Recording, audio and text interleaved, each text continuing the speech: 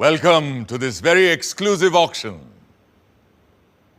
और ये है, ladies and gentlemen, भारत के संविधान की ओरिजिनल कॉपी। उन 1000 कॉपियों में से एक जिन्हें कॉन्स्टिट्यूएंट असेंबली मेंबर्स के लिए स्पेशली तैयार किया गया था। A very rare and truly a collector's item, which was meant for those जिन्होंने 3 साल रात दिन एक करके इस किताब को मुकम्मल किया था। पेश करते हैं ladies and gentleman, the constitution of India, Bharat का संविधान।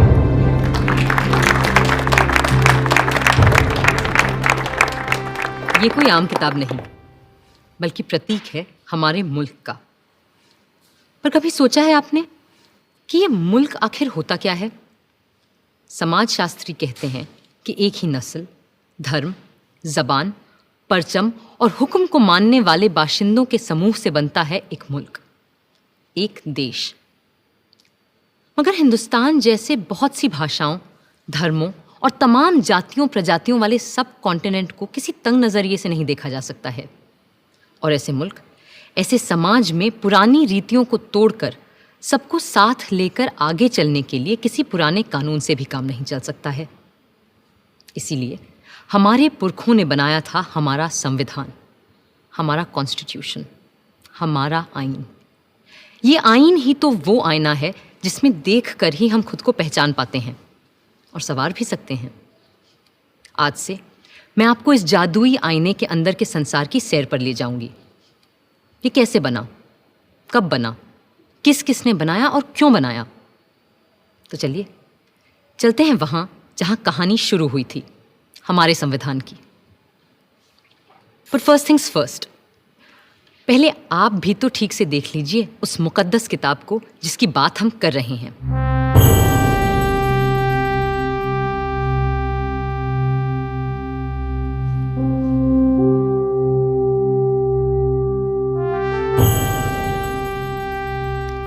शांति निकेतन के प्रसिद्ध चित्रकार श्री नंदलाल बोस की रहनुमाई में कई कलाकारों ने भारत के इतिहास, पुराण और लोक कथाओं की छवियों से इस ग्रंथ को सजाया था। और प्रेम बिहारी नारायण रायजादा जैसे खुशखत कातिबों ने इसे अपने कलम से निखारा था।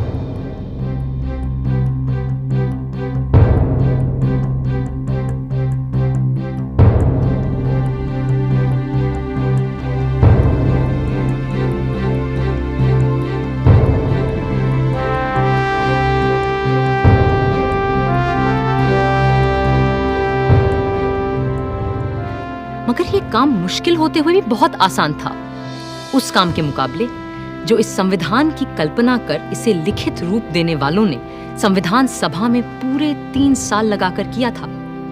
क्योंकि वह कल्पना केवल एक किताब की नहीं थी, वह तसव्वुर था एक नए मुल्क का, एक नए समाज का, एक ऐसी नई संस्कृति का जो इससे पहले इस संसार में कभी देखी नहीं गई थी। दिसंबर 1946 में जिस इमारत की तामीर शुरू की गई थी, असल में उसकी नींव बहुत पहले रखी जा चुकी थी।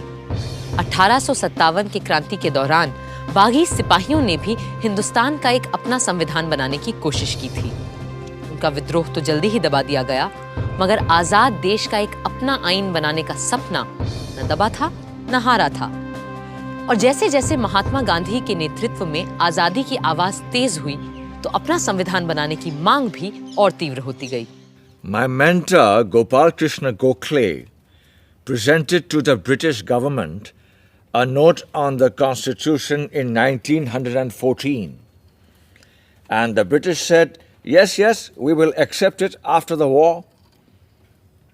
But now they want to make a constitution for us. But you know, a constitution for India should be and can be framed only by Indians. Now it works. What will you do with this spinning wheel, Mr. Gandhi?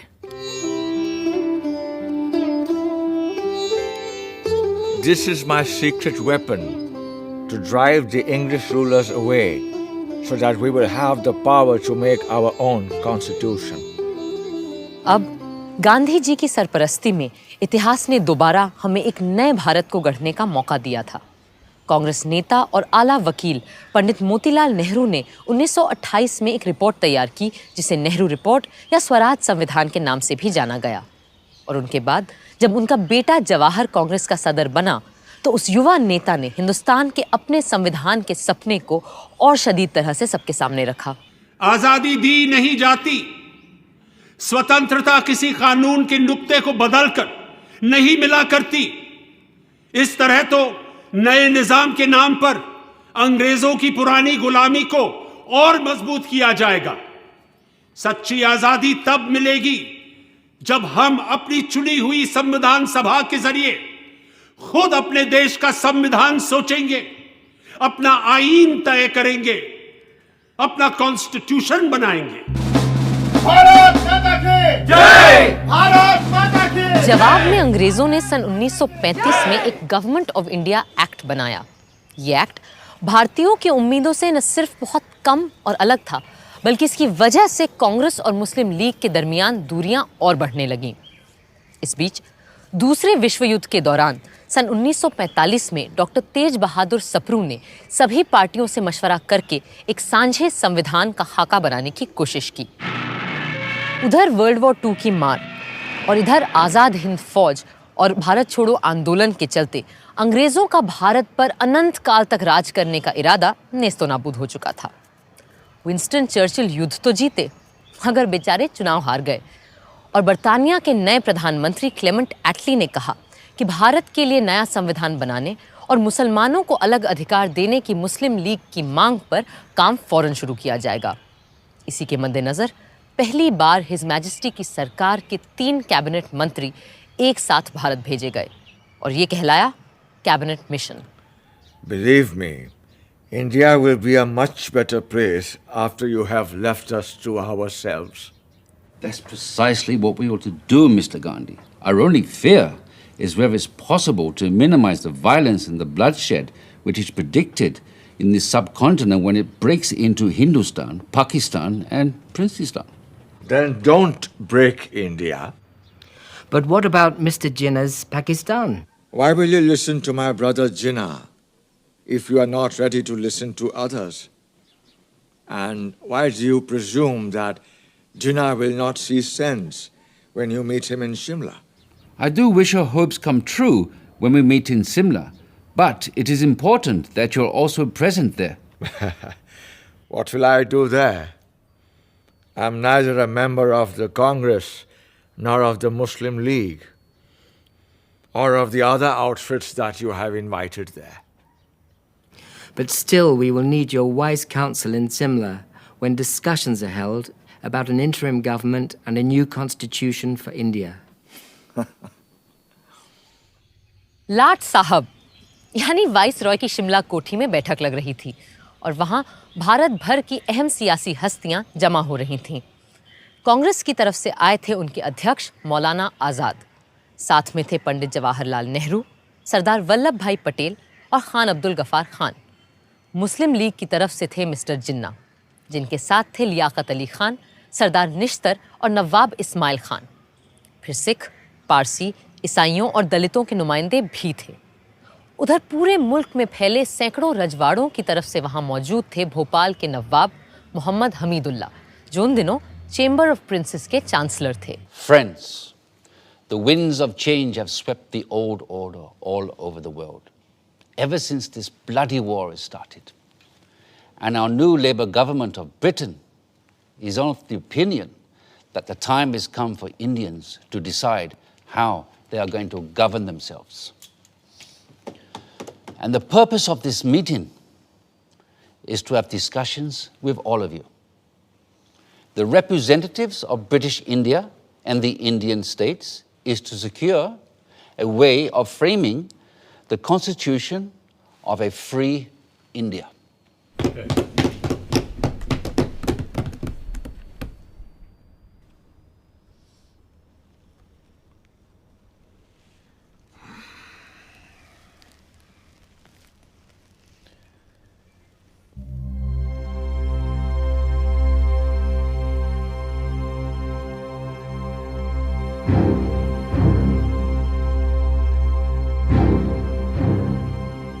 जिन्ना साहब को ये बात नागवार गुजर रही थी कि जिसे वो महज हिंदुओं की पार्टी मानते थे, उस कांग्रेस के आधे नुमाइंदे मुसलमान थे और उनकी रहनुमाई भी एक मुसलमान ही कर रहा था।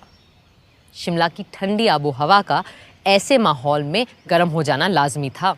मैं और मेरे साथी इस वक्त यहाँ पूरे हिंदुस्तान की आज़ादी की पेशकश लिए मौजूद हैं।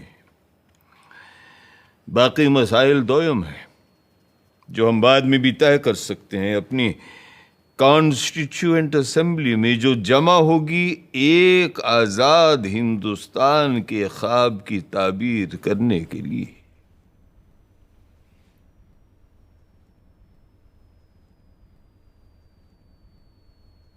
My colleagues and I stand here for the independence of the whole of India. Other matters are subsidiary to this and can be discussed and decided in the Constituent Assembly, which will make a blueprint for an India of our dreams. Dreams that may turn into nightmares for the Muslims of this country if we allow the Congress to have its way. That's why it's imperative that we Muslims of India have our own group of states that may decide its own constitution.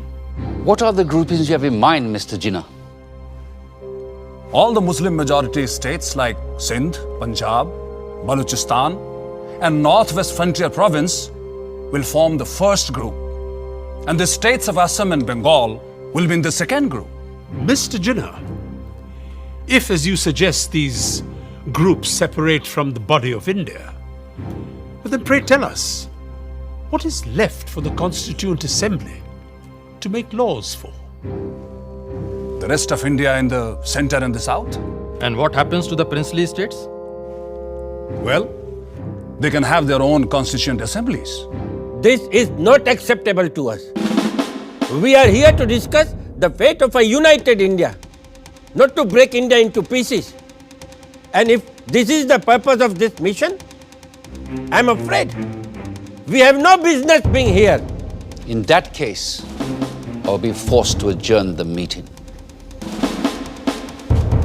जिन्ना साहब चाहते थे कि हिंदुस्तान के पूर्व में असम और बंगाल और पश्चिम में 4 मुस्लिम बहुल सूबों के लिए एक अलग संविधान सभा बने और बाकी के भारत के लिए दूसरी संविधान सभा, और राजे रजवाड़े खुद अपने आप तय करें कि उन्हें किसी के साथ जाना है या खुद मुख्तार रहना है।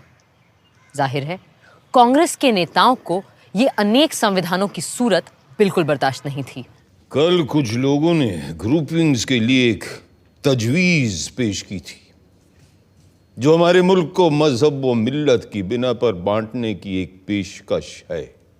हम ऐसी किसी भी तरह की पेशकश के सख्त खिलाफ हैं।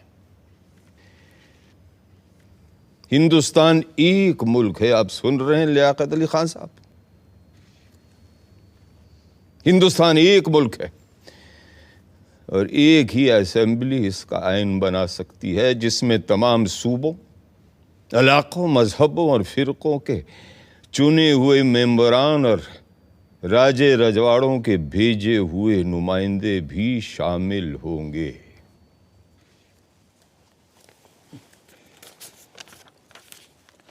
References were made yesterday to groups of provinces arranged on communal lines.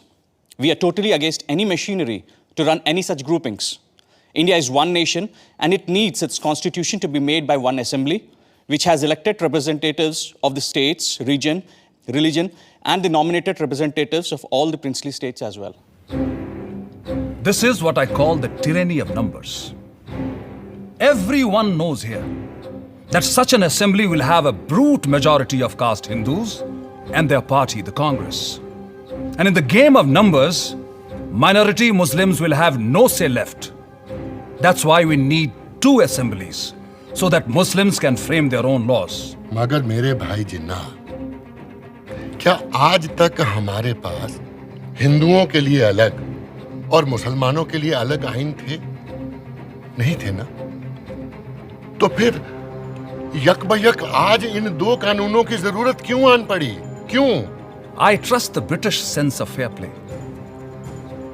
But with the Hindus ruling India through their Congress, Muslims need a special constitutional protection. I have gone through the length and breadth of India And I know how vulnerable Muslims are feeling today.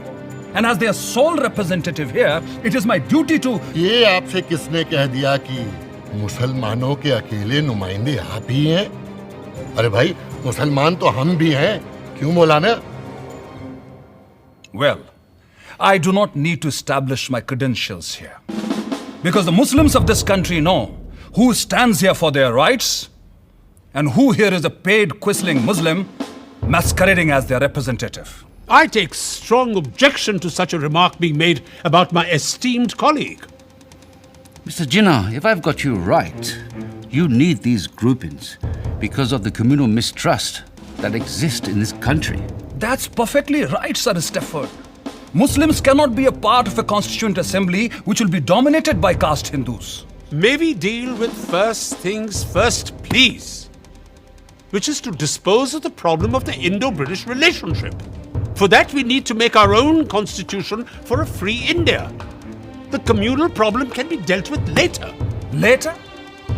Later, there'll be no Muslims left alive in India if Congress is given its way. And that is unacceptable to me. If Mr. Nehru doesn't like the idea of groupings of states within the same India, then it will be better to have two Indias. One for Hindus and another for Muslims.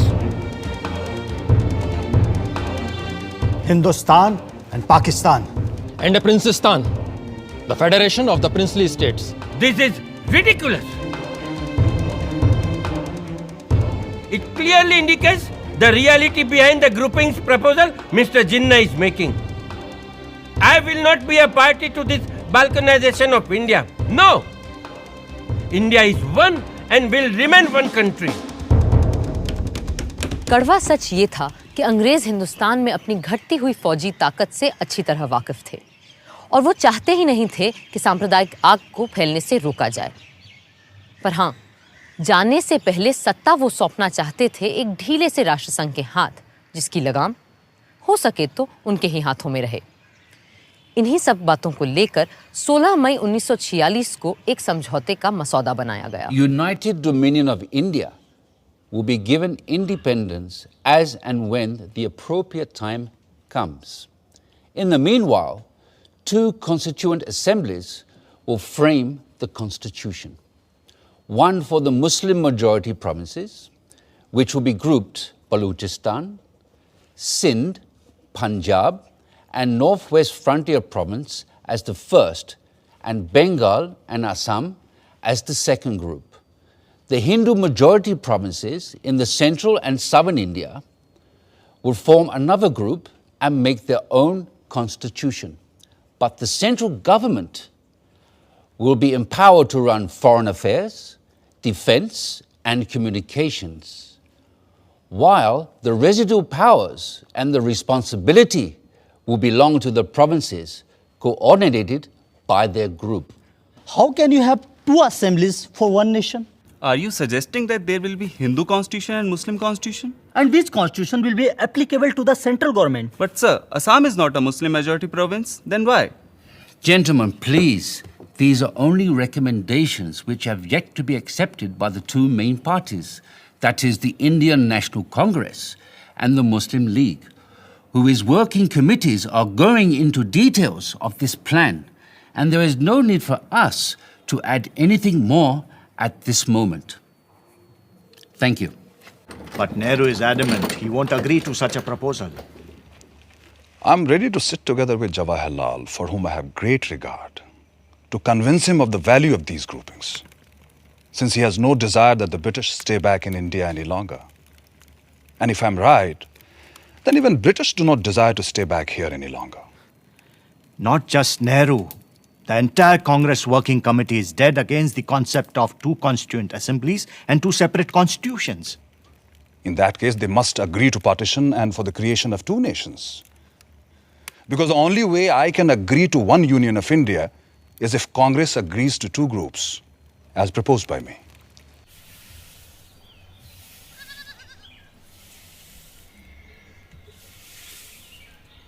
Bapu, working committee ने जिन्ना साहब की groupings की तजवीज़ के खिलाफ एक resolution pass किया है। The Congress Working Committee agree that the groupings will hinder the concept of a united India and rejects any such demands put by external pressures which will hinder the working of any body constituted to decide the future of an independent country. There should be a sovereign body for the purpose of drafting the Constitution, and it must be unhindered by any external authority. ये है हमारा दस्तावेज बाबू। हम अपने देश का बंटवारा कभी कबूल नहीं कर सकते। अंग्रेजों ने हमारे साथ चाहे कुछ भी किया हो, उनके कैबिनेट मिशन ने अपना काम पूरा कर लिया है और अब उन्हें जल्दी है कि वो हमारी छाती से उतरे और जाएं।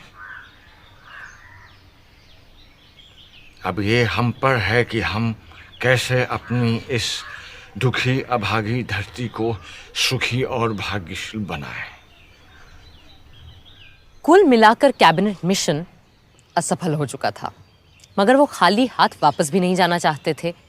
सो दोबारा एक बार मिलने और बातचीत का सिलसिला शुरू हुआ और 1 महीने की मशक्कत के बाद 16 जून को एक और प्रस्ताव सामने आया। Partition? The Congress will never agree to partition. Why would they agree to parity between themselves and the Muslim League in the interim government? And why would they not agree to have any Muslim members on behalf of Congress? How can 1/4 of the population be given half the population's seats in the cabinet?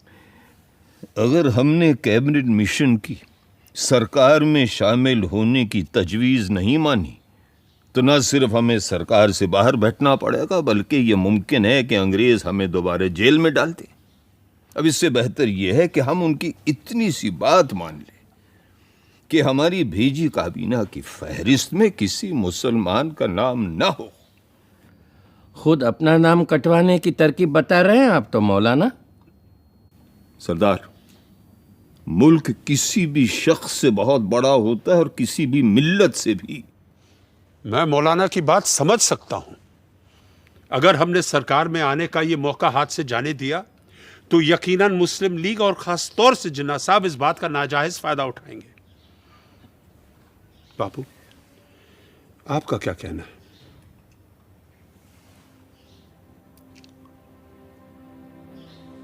मैं किसी फायदे या नुकसान की बात नहीं जानता। मैं वही बोलूंगा जो मेरी आत्मा का कहना है, और मेरा मानना यह है कि जिन्ना साहब के डर से या सरकार में शामिल होने की जल्दबाजी में अगर हमने कांग्रेस की सूची से मुस्लिम भाइयों के नाम काट दिए तो हम में और उनमें अंतर क्या रह जाएगा?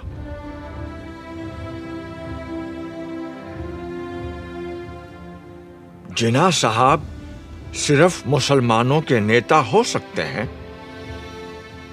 पर आप लोग तो सिर्फ हिंदुओं के रहनुमा नहीं है ना? बापू, आपने सही फरमाया, मगर क्रिप्स और उनके साथी अभी रुकने वाले नहीं हैं, और अगर सरकार में शामिल होने के लिए हमें मुसलमानों को अपनी काबीना से खारिज करना भी पड़े तो क्या फर्क पड़ता है? मुझे फर्क पड़ता है, और मेरा ऐसी पार्टी से कुछ लेना देना नहीं हो सकता है। अगर आप लोग सरकार संभालने के लिए इतने उतावले हैं तो बनाइए आप सरकार। मैं दिल्ली छोड़कर जा रहा हूं। बापू, हम आपकी बात समझते हैं,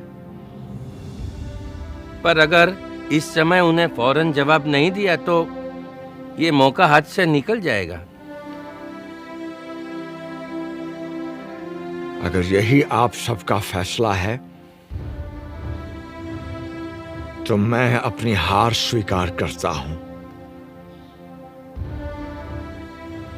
मुझे अंग्रेजों की नीयत सही नहीं लगती, पर मेरी बात ही सही है, इसका कोई सबूत भी तो नहीं है मेरे पास।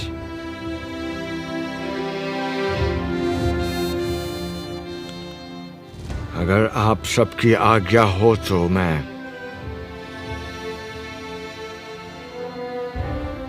इजाजत चाहूंगा।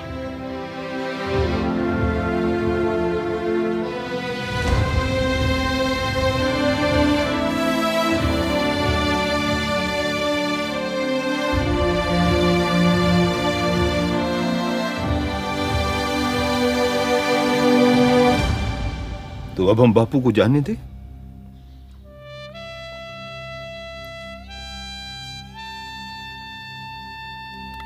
प्यारे लाल,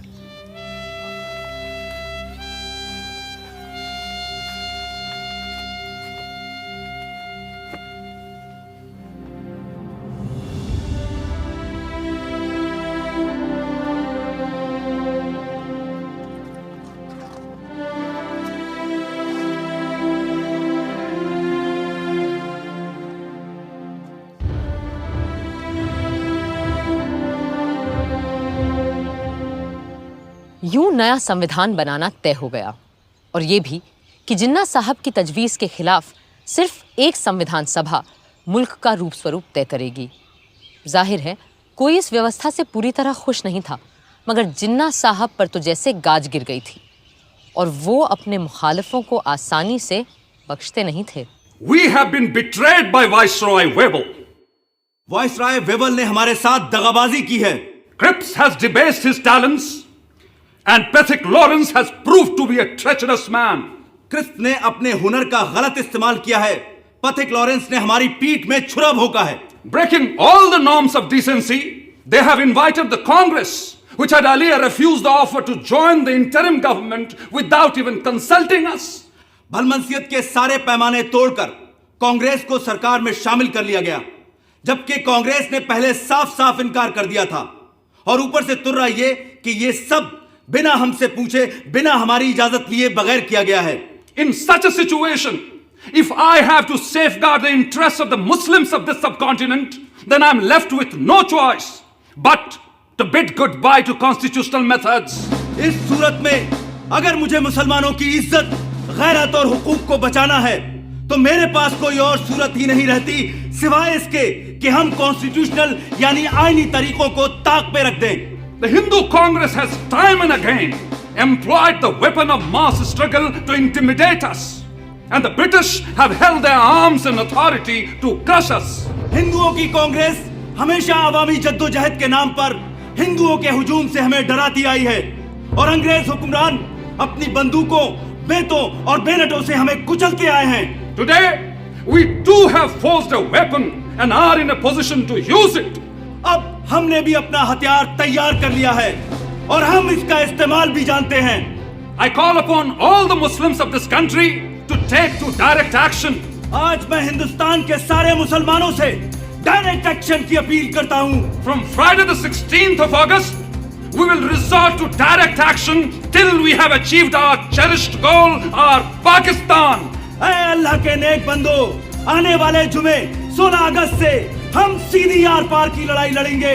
डायरेक्ट एक्शन और हथियार तभी रखेंगे जब मंजिल मखसूस सामने दिखाई देगी, यानी हमारा प्यारा पाकिस्तान। पाकिस्तान पाकिस्तान पाकिस्तान। मगर कायदे आजम, क्या हमारा डायरेक्ट एक्शन नॉन वायलेंट होगा? I am not going to discuss ethics here. और आप सभी लोग जानते हैं कि मुझे गांधी की अहिंसा वहिंसा में कोई यकीन नहीं है। कायदे आजम मोहम्मद अली जिन्ना। बातचीत, सुलह सफाई, रूठने समझाने मनाने के 2 महीने यकबयक खत्म हो गए। कैबिनेट मिशन वापस लौट गया और हिंसा के बादल चारों तरफ मंडराने लगे। वाइसरॉय वेवल ने सारे गवर्नरों को बुलाकर पुलिस व्यवस्था को चाक चौबंद करने को कहा। पर बंगाल के गवर्नर सर फ्रेडरिक बरोज ने वेवल को खबर दी कि बंगाल के मुस्लिम लीगी प्रधानमंत्री एच.एस. सोहरावर्दी के कहने पर उन्होंने 16 अगस्त को सारे पुलिस महकमे को छुट्टी पे भेज दिया है। 16 अगस्त 1946 भारत के इतिहास के काले दिनों में शामिल होने जा रहा था। जिन्ना साहब की पुकार पर 16 अगस्त की सुबह से ही हथियारबंद लोग कलकत्ता की सड़कों पर उतर आए और हत्याओं का सिलसिला शुरू हो गया। बदले में दूसरे संप्रदायों के लोग भी निकल आए और सड़कों पर 3 दिन तक सिर्फ हत्यारों का राज था। पुलिस छुट्टी मनाती रही, फौज अपने ड्रैगन टैंक लिए बैरकों में बैठी रही और सड़कों पर कत्लोगारत, खुरेजी और आगजनी होती रही। 3 दिन में 4000 से ज्यादा लोग मारे जा चुके थे। बंगाल में जो हुआ उसके बदले में पहले बिहार और फिर बाकी भारत में भी हिंसा का तांडव मचने लगा। बंबई शहर तक दंगों की चपेट में आ चुका था। पर पूर्वी बंगाल के नोआखली में जिस तरह हिंसा का चक्र शुरू हुआ उसने सबको दंग कर दिया। सब छोड़ छाड़ कर गांधी जी चल पड़े नोआखली।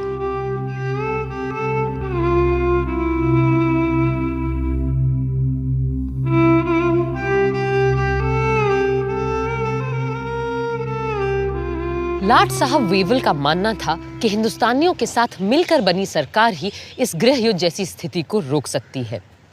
सो पंडित नेहरू ने अंतरिम सरकार में वाइस प्रेसिडेंट और सरदार पटेल ने गृह मंत्री का पद स्वीकार कर लिया। जिन्ना साहब ने तो पहले इस सब का मजाक उड़ाया, फिर 15 अक्टूबर तक उनकी तरफ से भी लियाकत अली खान ने वित्त मंत्री का पद संभाल लिया। जिन्ना साहब खुद सरकार में शामिल नहीं हुए क्योंकि उन्हें नेहरू से छोटा या बराबरी का ओहदा मंजूर नहीं था। यूं आर्जी सरकार तो बन गई, पर उसका चलना कदम कदम पर दुश्वार हो रहा था।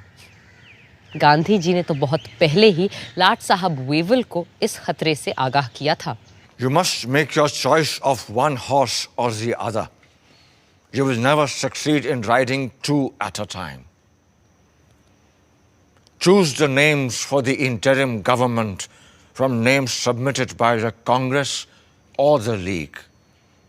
For God's sake, do not make an incompatible mixture, and in trying to do so, produce a fearful explosion. Even a government headed by the League is not going to damage India.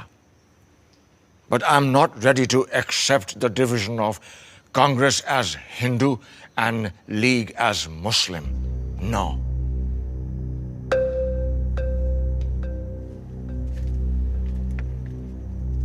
Wavell इतने हताश हो चुके थे कि उन्होंने अपने एक खत में सम्राट किंग जॉर्ज को लिखा, The situation reminds me of a childhood puzzle in which I had to manipulate marbles into their pens.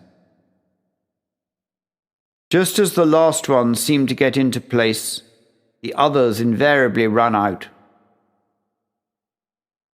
I am trying to postpone convening the Constituent Assembly as much as possible, and maybe have one more round of talks with Mr. Jinnah and Nehru. Perhaps in London, a city both of them have lived in and love. दिसंबर 1946 के London के बर्फीले माहौल से ज्यादा सर्द अगर कोई चीज थी तो वो था मिस्टर जिन्ना और पंडित नेहरू के बीच का रिश्ता। कई मुलाकातों के बाद भी जब कोई बात न बनी तो आखिर नेहरू जी ने अंग्रेजों को उनके घर में घुसकर अंतिम चेतावनी दे डाली। There is a great urge amongst the populace of India for political progress and for making a constitution. Mr. Jinnah's Muslim League is but a fly on the weighing scale compared to the vast force in India.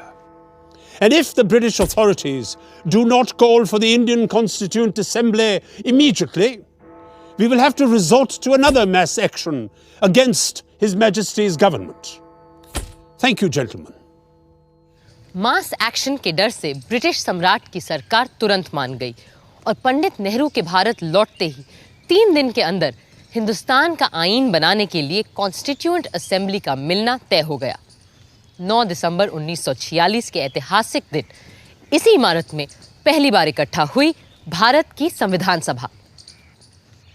प्रादेशिक विधानसभाओं से चुने गए नुमाइंदे इस ऐतिहासिक दिन के लिए सज धज कर पधार रहे थे। मुस्लिम लीग ने जैसा कि उम्मीद थी, इसका पूरी तरह से बहिष्कार किया। हिंदुस्तान को एक नया रूप देने के लिए, एक नए संविधान को आकार देने के लिए सारे महत्वपूर्ण लोग कॉन्स्टिट्यूएंट असेंबली में मौजूद थे। बस 2 लोग वहां नहीं थे, और शायद 2 सबसे अहम लोग, कायदे आजम मोहम्मद अली जिन्ना और महात्मा गांधी। संविधान सभा के बहुत से सदस्य गांधी जी से मार्गदर्शन और आशीर्वाद लेने उनके पास पहुंचे।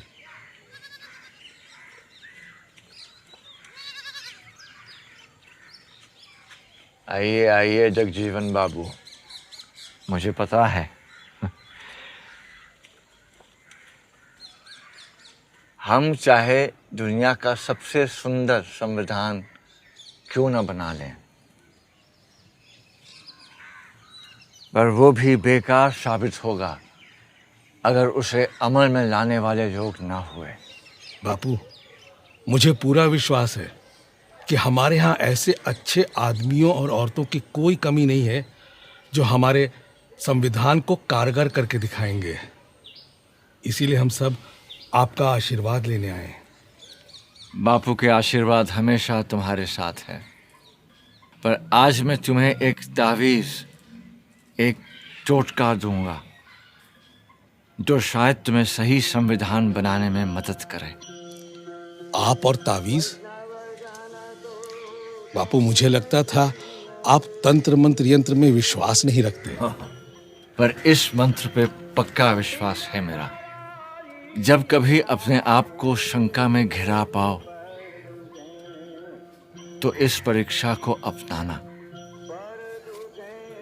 सबसे दीनहीन, गरीब, कमजोर इंसान जिसे तुमने देखा हो, उसका चेहरा याद करना और स्वयं से पूछना, जो मैं करने जा रहा हूं, क्या इससे उसका भला होगा? इस कदम से क्या उसे कुछ मिलेगा या नहीं? इससे क्या वो अपने भाग्य और जीवन को सुधार पाएगा या नहीं? या यूं कहो, ऐसे करोड़ों को स्वराज मिलेगा या नहीं जो तन और मन की भूख से तड़प रहे हैं, जिनके पेट भी खाली है और हृदय भी। फिर देखना, तुम्हारी सारी शंकाएं छूमंतर हो जाएंगी।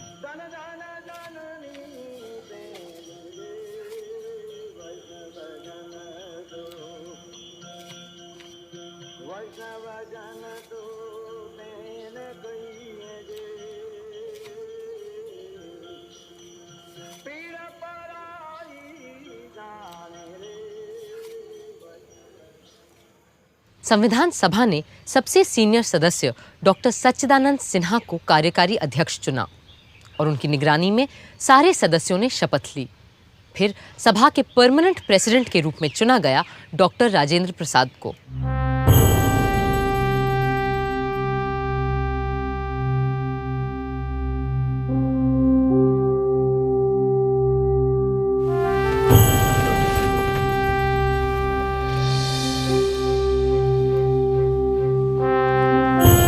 Hip hip hip hip hip hip.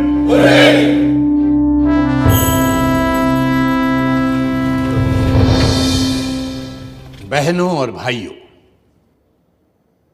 अगर आप मुझे माफ करें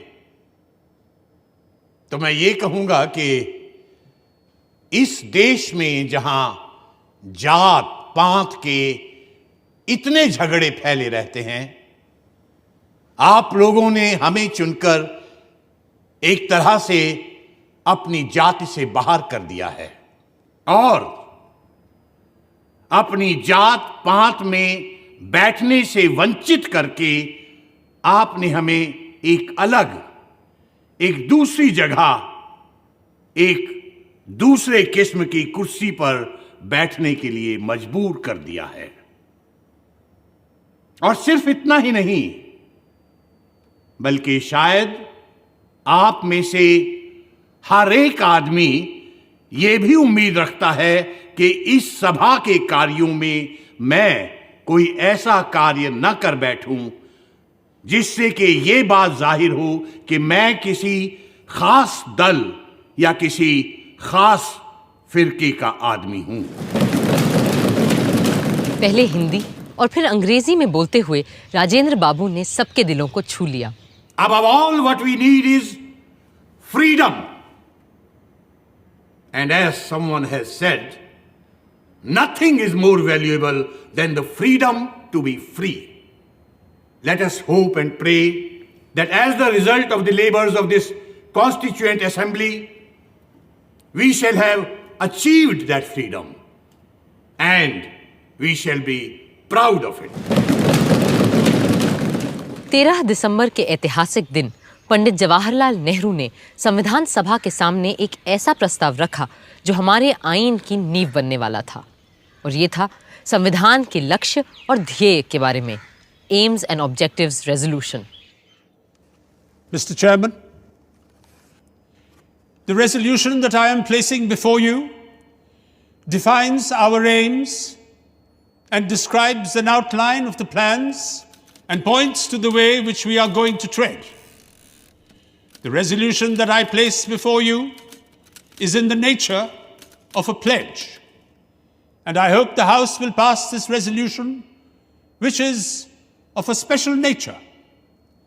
I beg to move, 1.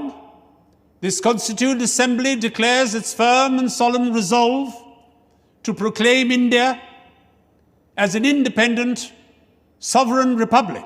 Bharat की अक्षुण्णता, अखंडता और स्वायत्तता से लेकर नए भारत में सबकी समानता और एकता तक की बात अपने प्रस्ताव में रखी थी पंडित नेहरू ने। 2. Wherein shall be guaranteed and secured to all the people of India justice, social, economic, and political, equality of status, opportunity, and before the law, freedom of thought, expression, belief, faith, worship, vocation, association, and action. एक एक करके 8 नुक्ते सामने रखे थे उन्होंने, और हमारे संविधान का पूरा नक्शा कुछ ही शब्दों में खींच दिया था। मगर उन्हें भी आज संविधान सभा में कुछ लोगों की कमी बहुत खल रही थी। आज इस असेंबली में हमें बहुत से लोगों की कमी खल रही है। हमें अच्छा लगता अगर और भी सभी इलाकों, सूबों और राज्यों के नुमाइंदे हमारे बीच होते। एक और शख्स आज यहां मौजूद नहीं है, मगर वो हम सब के दिलो दिमाग से दूर नहीं है। हमारे महान नेता, हमारे राष्ट्रपिता महात्मा गांधी जी, जिनकी लगन और मेहनत के बदौलत ही आज ये असेंबली मुमकिन हो पाई है। बापू यहां मौजूद नहीं है क्योंकि अपने आदर्शों को पूरा करने के लिए वो हिंदुस्तान के किसी कोने में चुपचाप काम करने में जुटे होंगे।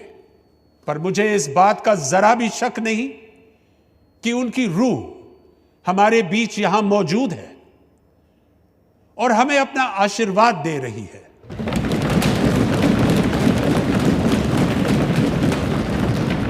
I also think of the various constituent assemblies that have gone before us, when the fathers of the great American nation met and fashioned out a constitution that has stood the test of time for more than a century and a half.